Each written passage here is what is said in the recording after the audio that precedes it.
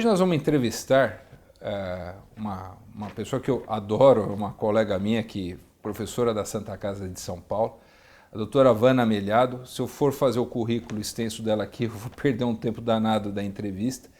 Ela é uma das fundadoras da Sociedade Brasileira de Medicina Aeroespacial, que se tornou agora uma especialidade, e uma especialidade médica que não tinha. E eu queria, Vânia, que você falasse para mim quem é você, né? Assim, qual que é a tua graduação, o que você está fazendo atualmente, a tua clínica que você tem que chama VOI, um nome bastante interessante, né? Fácil de gravar. Me fala, quem é você na parte hoje da medicina? Oi, Liboni, muito obrigada de estar aqui, estou muito feliz. Bom, hoje o que eu faço de medicina de aviação, eu sou médica reguladora de alguns países, dos Estados Unidos, do Canadá, da Europa e atualmente daqui também, né, da ANAC. Então hoje a gente faz certificação médica aeronauta para os aeronautas, eu dou consultoria e cuido da liberação de passageiros enfermos das linhas aéreas. Dou aula na Santa Casa para a graduação médica para o 3º ano e o restante aí, consultório e pesquisa e isso. Aqui, ó, e você é diretora técnica da medicina aeroespacial, que é o VOI, que é a tua clínica. A gente fez uma clínica, fez um ano agora, voltada para esse público, para a medicina aeroespacial, e ela chama VOI.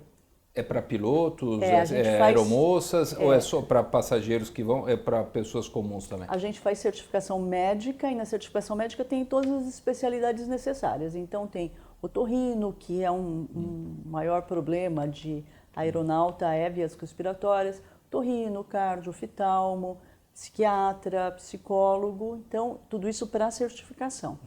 E no restante o assistencial para esse público e para passageiro também, que é um público que vem aparecendo para a gente cada vez mais. Entendi. Assim, eu não sei o número se está certo, a gente estava comentando, são 3 bilhões de passageiros ano, que é comum? Essa é uma conta, né, que é muito, né? Passageiro. Mas esse passageiro, a conta da aviação é quilômetro voado, então não conta a pessoa, conta quantas vezes foi pessoas voadas, quilômetros voados. Pode ser a mesma pessoa que voou 4 vezes, 5 vezes. Tem gente que viaja todo mês. Então, é essa conta, mas é muita gente. E a gente costuma pensar, quando fala de emergência médica, que existe uma cidade virtual o tempo todo, né? Isso, aérea, né? Isso, O aeroporto de Congonhas está aqui pertinho da tua clínica, ele tem a cada minuto pousa um avião, né? Se a gente fizer até uma conta bem por baixo, que são 100 pessoas, tem mais do que isso por avião, o tempo todo tem uma cidade em cima sobrevoando. Com suas intercorrências e tudo mais. Com todas as intercorrências, que é da população em geral, que é quem voa. Perfeito. Agora vamos falar, assim, eu acho que é importante, né, que a gente está discutindo, né? Doutor, posso voar? Pergunta mais comum, né? A gente aqui na clínica atende gente de outros estados, então a gente faz cirurgias de grande porte e às vezes o paciente tem que voltar para a sua residência. Então eu queria usar a sua expertise para você me orientar. Então eu vou lançar a primeira pergunta, se você não concordar você vai me mudando. O que acontece no voo no nosso organismo? Só para a gente ter uma ideia simples, né? Para ver como é que é importante, não é só porque ele vem pegar um carro e sair andando, né? É um negócio totalmente diferente, né? O que você pode me falar sobre isso? Olha, a maior parte da aviação é pressurizada, né?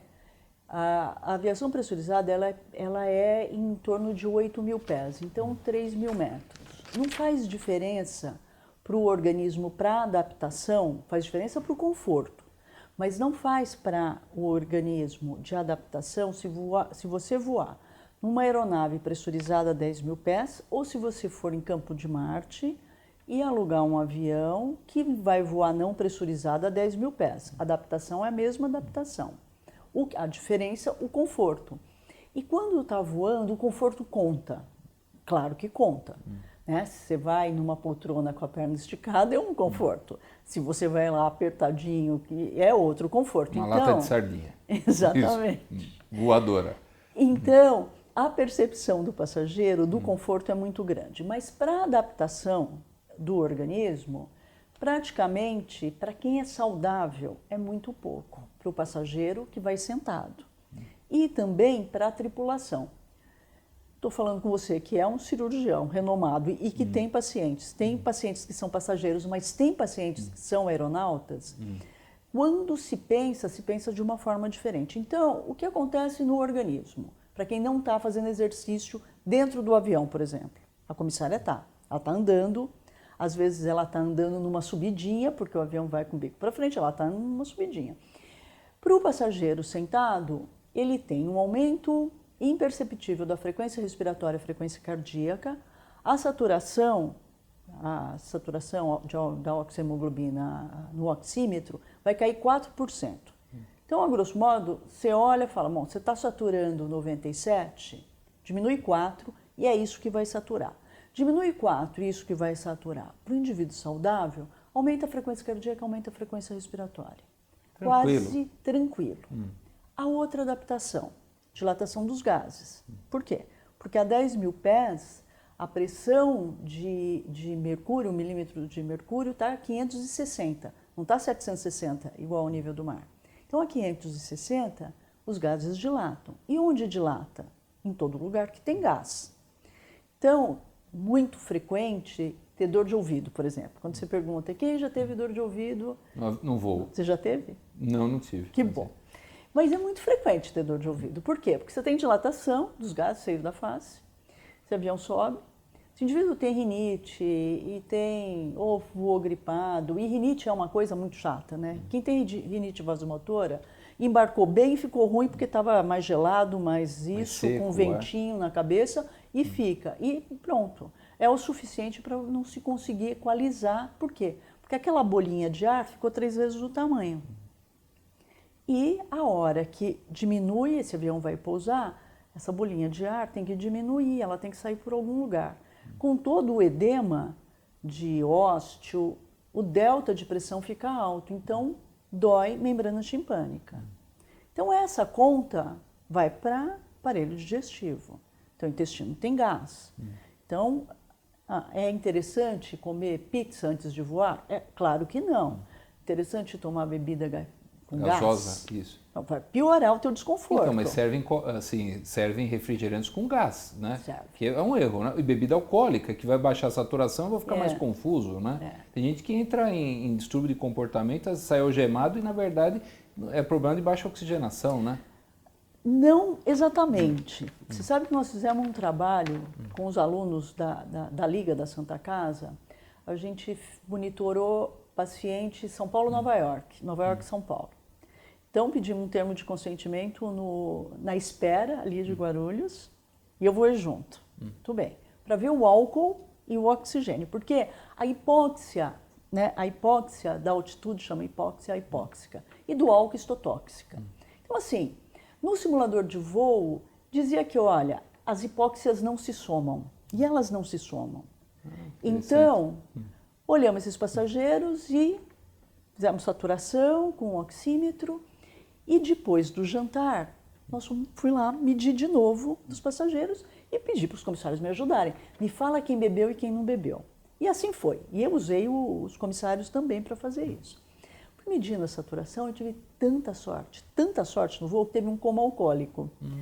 Tinha uma senhora que começou a beber, bebeu dela, bebeu da filha, pediu novo, não sei o quê, e aí foi uma emergência médica, ela caiu no banheiro. E falei, nossa, tomou mais do que 30 gramas de álcool. Falei, ela tá boa para ver isso. Simetria, normal. Puxa. Então, assim, não foi pior do que quem não tinha bebido. Então, o álcool, é claro que tem outras consequências. Desidrata, Vasodilatação. e tudo isso. Mas a hipóxia em si, ela não se soma. Ela se soma em outras alterações. Agora, tem a hipóxia que vai bem para o indivíduo que não tem nada. Agora, para o indivíduo DPOC, doença pulmonar, veio aqui, operou o pulmão, pôs um dreno, pneumotórax, sei lá, o que fez pneumotórax, expandiu isso de alguma forma. Isso é mais a dilatação dos gases do que a hipóxia. Então, a hipóxia ela é importante para coronariopata. Então, sim, eu vejo São Paulo é um super centro de referência. Tem gente que vem operar o coração aqui e que vai voltar. Tem gente que vem operar aqui, câncer, e vai voltar. Porto Alegre, por exemplo, Porto Alegre é uma referência de transplante de pulmão. Então você fica pensando, esse indivíduo tem hipóxia? É claro que vai, que tem. Ele vai com concentrador de oxigênio, mas esse concentrador de oxigênio, ele vai dar conta de tudo isso? Então, para o indivíduo doente, é que o raciocínio muda na adaptação. Não é só a adaptação ao ambiente hipobárico a 10 mil pés. Entendi. E, bom, você já me falou os riscos do paciente viajar no avião? Eu acho que assim, tem essas coisas, né? A pessoa ter embolia, trombose, essas coisas. Você tem alguma coisa? Por exemplo, quais são os riscos de um paciente fazer um voo, uma pessoa normal? Uma pessoa normal, o grande complicador disso é que a gente vê emergência médica a bordo ocorrer, mas você não tem um antecedente do indivíduo. Embolia, por exemplo. A embolia está muito bem estabelecida. Assim. Quem pode ter embolia? Você tem embolia por causa do ambiente? Não, não tem. Você tem embolia por causa da mobilidade.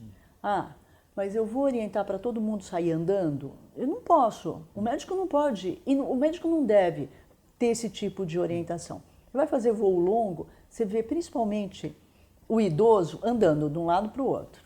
Fala, gente, assim, e turbulência? Né? Então você não pode falar para o teu paciente, olha, a embolia ela é bem estabelecida, voos acima de 4 horas, voos acima de 4 horas.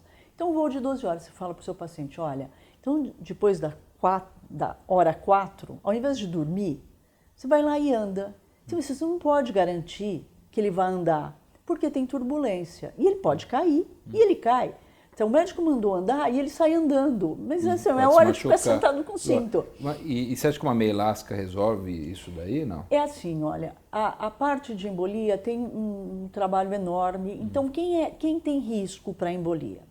Quem tem antecedente familiar de embolia, quem já teve embolia, quem mede menos que 1,60 e mais do que 1,80. Ah, é? É. Não sabia disso.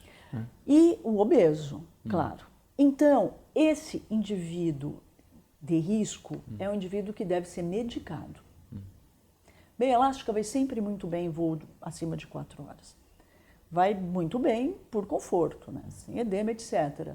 Agora, o indivíduo com risco, o indivíduo tem que ser medicado 3 dias antes desse voo e 3 dias depois do voo para diminuir o risco de embolia. E tem algum remédio que você se orienta para o paciente tomar, por exemplo, para ter evitar algum tipo de complicação, assim que você orientaria para fazer um voo ou não?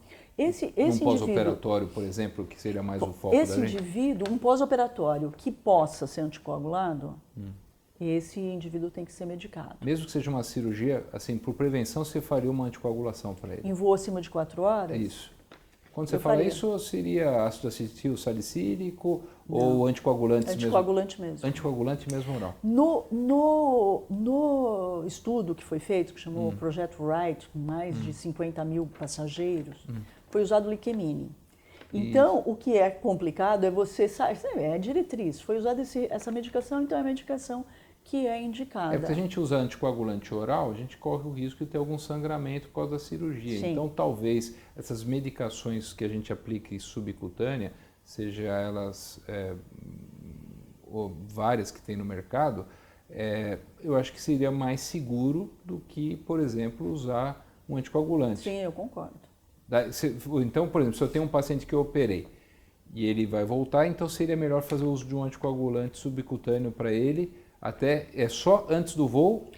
3 dias antes do voo, 3 dias depois. O que você deve considerar são os outros fatores de risco desse seu paciente. Tá. Então, ele é um pós-operatório, ele mede menos que 1,60, mais que 1,80. Vê peso, se ele tem um IMC aí em torno do 35, se ele tem antecedente familiar de trombose, ou se ele já teve.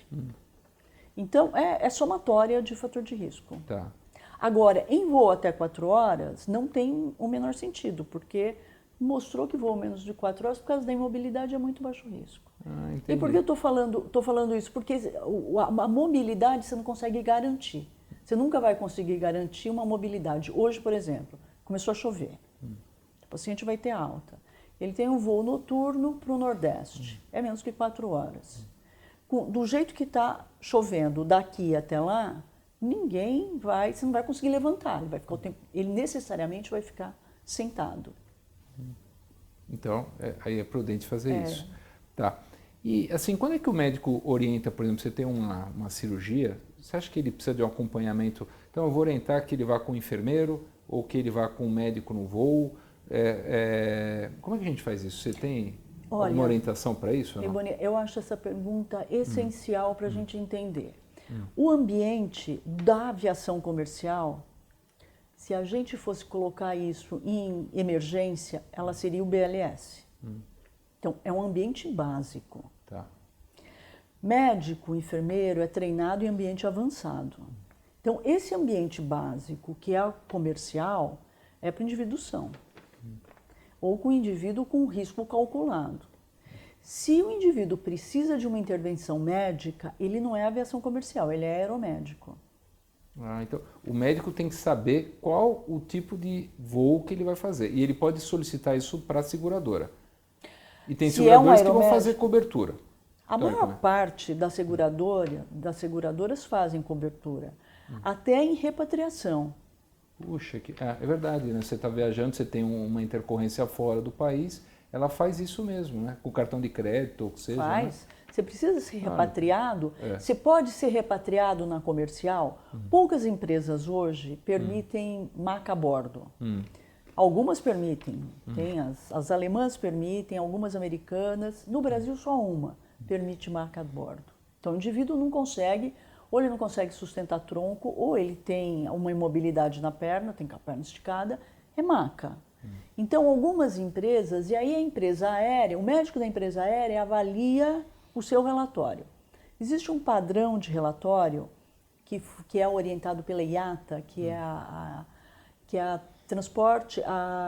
Associação de Transporte Internacional, então tem um formulário padrão disso. Esse formulário o médico preenche, o médico assistencial. E como é que o médico consegue esse formulário?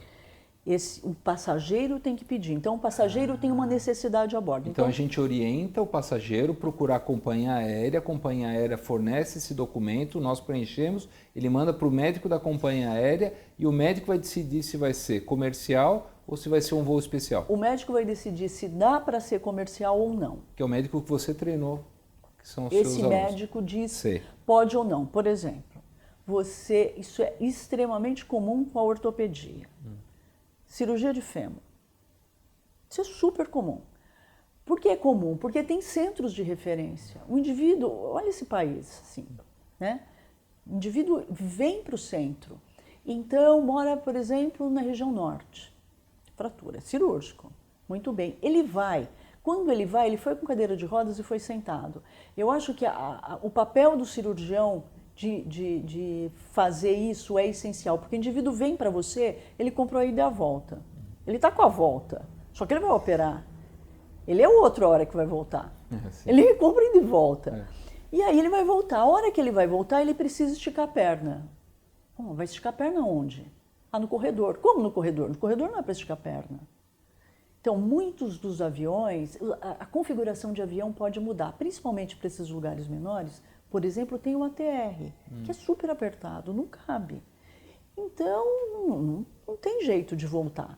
Ou ele fica um maior tempo aqui, ou ele volta no aeromédico, ou volta em algum lugar que ele estique a perna. Veio, passou mal em São Paulo. Está aqui, isso aqui é um centro de negócios. Infartou, muito bem, infartou, pôs estente. Estou ótimo, estou de alta. Você está de alta. Você está de alta, mas você pode ter angina. Eu estou com angina. Mas eu vou embora. Não vai, porque é angina com hipóxia, é claro que você vai ter vai ter uma complicação no voo. Uma complicação no voo. Então, um passageiro é o passageiro que passa mal e esse passageiro não sabe que tem a doença. Essa é a emergência médica a bordo. Agora, o pós-operatório é o indivíduo que sabe que vai operar e vem como. Né? Então, aqui em São Paulo a gente recebe muito, você deve receber, paciente que vem com passagem de governo estadual. Sim. Que é mais fácil. Então, o que a gente estava falando, a gente estava brincando aqui antes, assim, a gente tem recomendado pacientes nossos de outros estados, a gente pede para eles terem o voucher do hotel. Porque muitas vezes eles operam e, assim, escondidamente, eles voltam, depois retornam no pós-operatório para ver ponto, ver essas coisas. E não poderia, o risco seria enorme, né? Então a gente aqui no consultório, a gente cobra dos pacientes o período que é de segurança. Por exemplo, do aparelho digestivo, qual o tempo que eu preciso... Existe uma diferença entre fazer cirurgia de uma hérnia, por exemplo, e de fazer uma cirurgia que eu corto a alce e uno. Qual que é o tempo para eu fazer esse paciente levantar voo? A grosso modo, Média. laparoscopia sem 48 horas. De Sem 24 cortar a a alça, sem nada. 48. Uma vesícula, uma coisa simples. Uma 24 a 48. Tá. Agora, se o seu paciente for piloto, ele é a mesma pessoa, com a mesma adaptação. Aí você tem que considerar que esse indivíduo tem mais exercício, né? E ele tem mais tempo exposto. Então, eu acho que o cirurgião precisa separar o passageiro do que está trabalhando nisso, né? Então, 48 horas tudo bem, 48 horas tudo bem, mas é 48 horas com algum desconforto. O que eu vejo é que se você trabalha o pré-voo, é diferente, né? Qual é o maior número de emergência médica a bordo? O que mais acontece é síncope vasovagal. E que acha-se que é síncope vasovagal, mas é síncope. Então, o que você tem? Você tem um sistema vagal aí entrando em atividade com toda essa dilatação, claro. E, então, o teu paciente pós-operado do abdômen, ele tem desconforto. Então, assim... Ele vai engolir ar, a barriga está mais lenta, o intestino ele está em ilho, então vai começar a distender, é ruim, né? É horrível, porque a hora que distender e ele se sentir mal, o que faz o passageiro? Ele levanta. E aí ele cai. Aí ele cai. Entendi.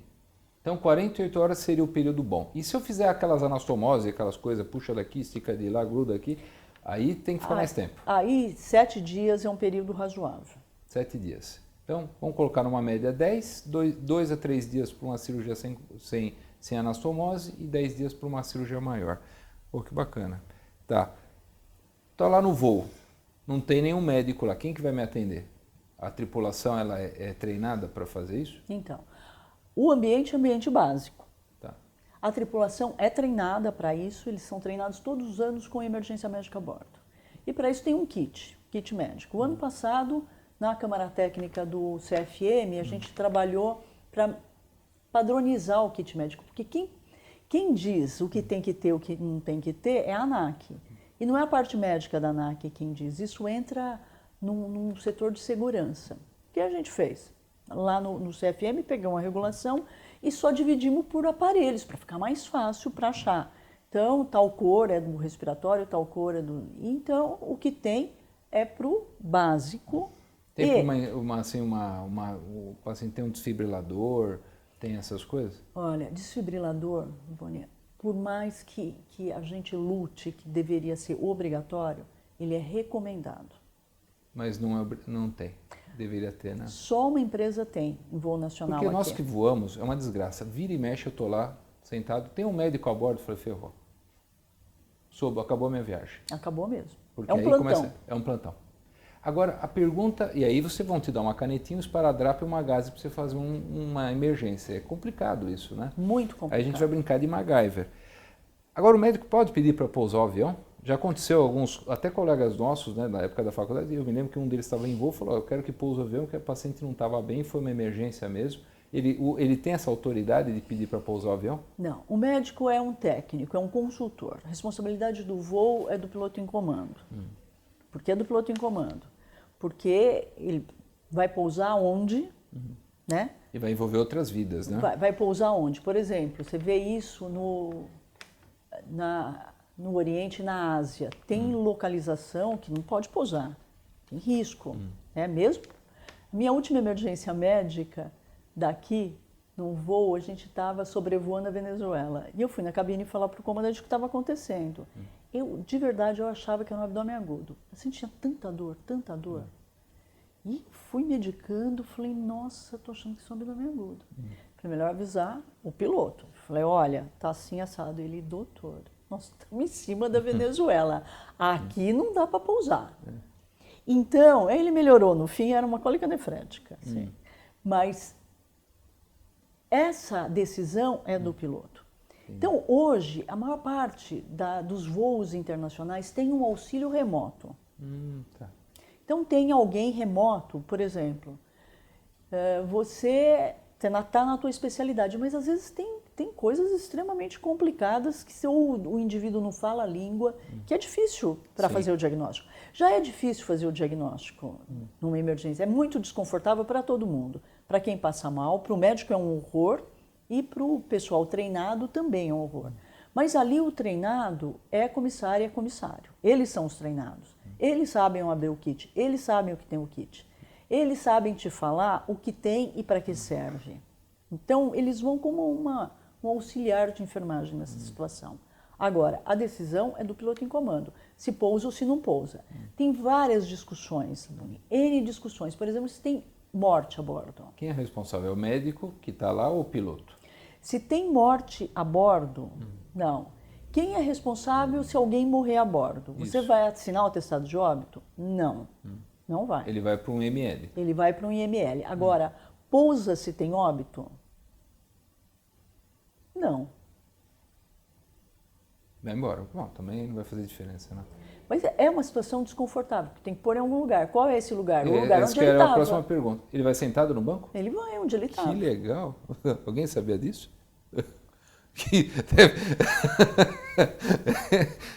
Você nunca mais ia querer voar, né? Sério mesmo? Ué. Que legal. Que ótimo, eu não sabia disso, não tinha pensado nesse detalhe. Quer dizer, vou lá, boto o cinto de segurança e vamos que vamos. Tá. Outra pergunta, vamos supor, aí tem uma emergência, né? Esse avião pousou, chegou no seu destino e aí você está lá, o pessoal da tripulação vai levar para o aeroporto. O aeroporto tem hoje uma situação de emergência para fazer uma cirurgia, se precisar fazer uma drenagem de tórax de emergência, se precisar fazer algum atendimento mais especializado. A maioria dos aeroportos tem isso ou não?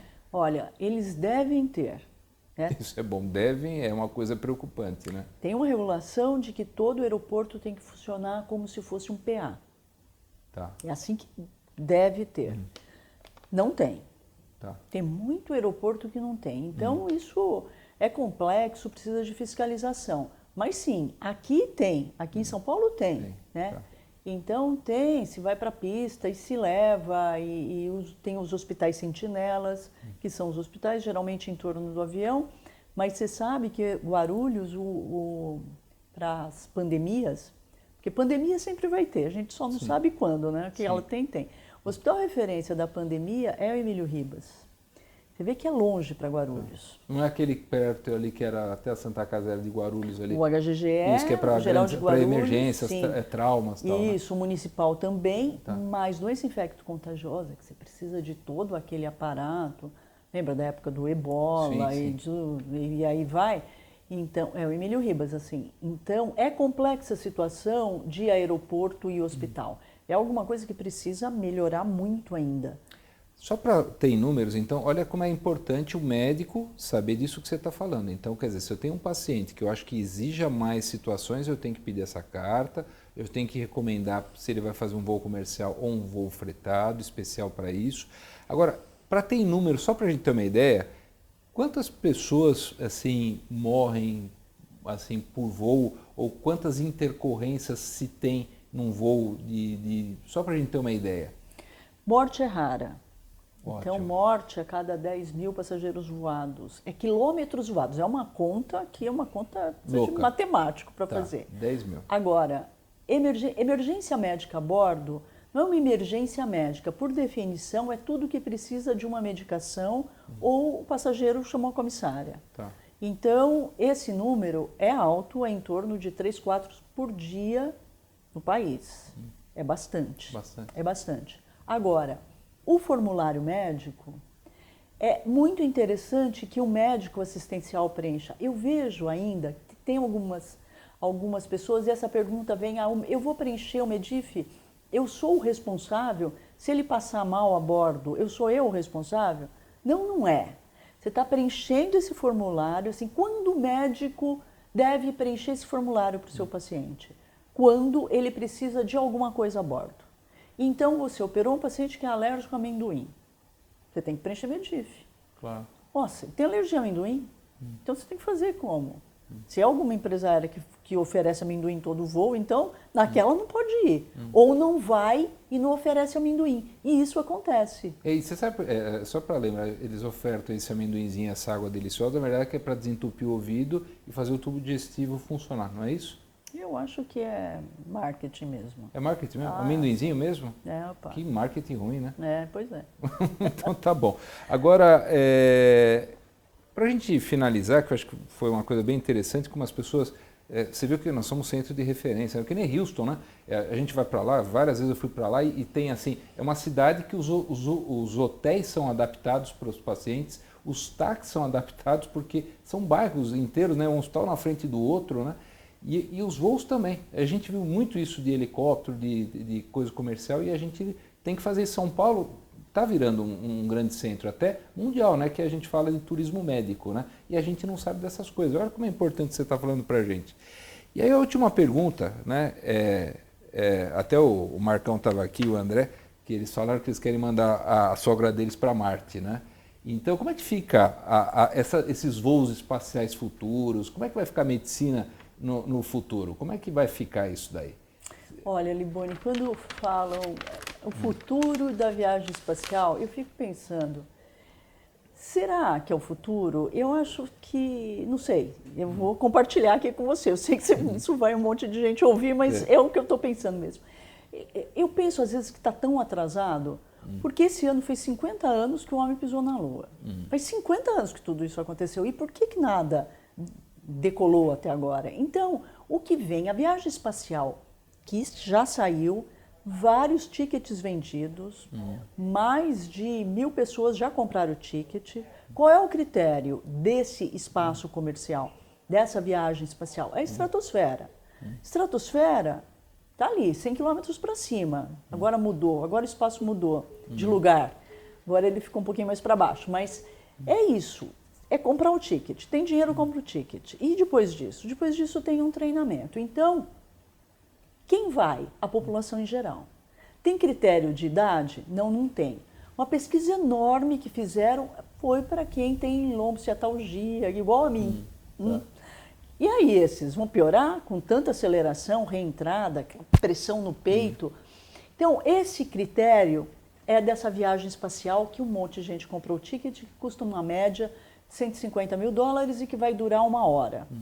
Então, tudo isso está construído, tem hotel no deserto de Mojave, que a maior parte vai sair de lá, um hotel, comida especial para ficar.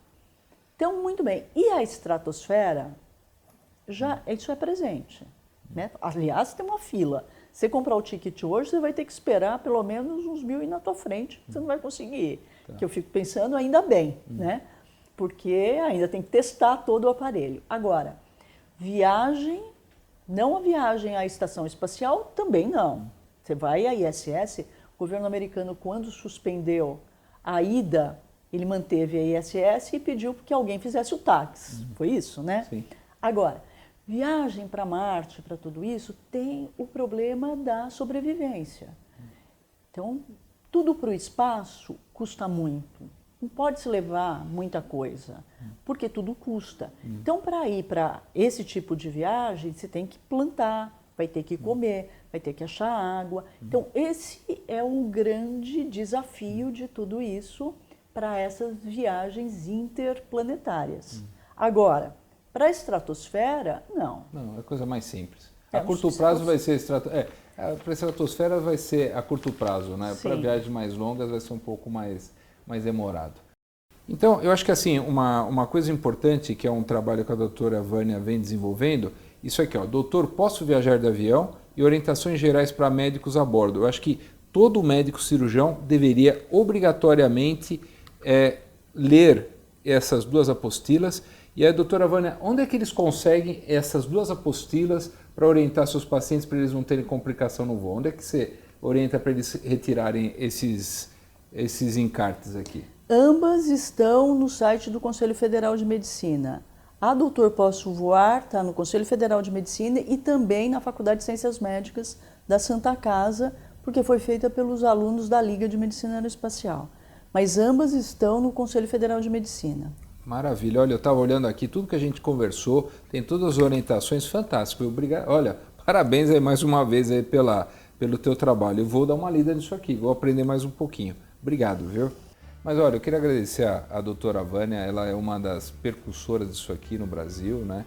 E ela está ensinando agora já com a especialização agora médica. Eu acho que muita gente vai ter acesso a essas informações tão importantes que ela passou. Eu queria te agradecer por você vir aqui, você acabou de sair da faculdade, veio para cá, vai lá para a clínica de novo. Obrigado pelas tuas informações. Você quer falar mais alguma coisa, para alguém te procurar, se precisar? O que você quer falar para nós? Olha, Liboni, primeiro eu agradeço muito, adorei ter vindo aqui. Bom, pode me procurar, pode ir para a Voi, a clínica é ali na frente do aeroporto de Congonhas e acho que é isso aí. É isso aí. Então você já viu, a Vânia é essa daí, essa professora linda que gostou de bater um papo com ela. Obrigado, viu, Vânia, de você ter vindo. Obrigada a você, Tá bom? Um abraço.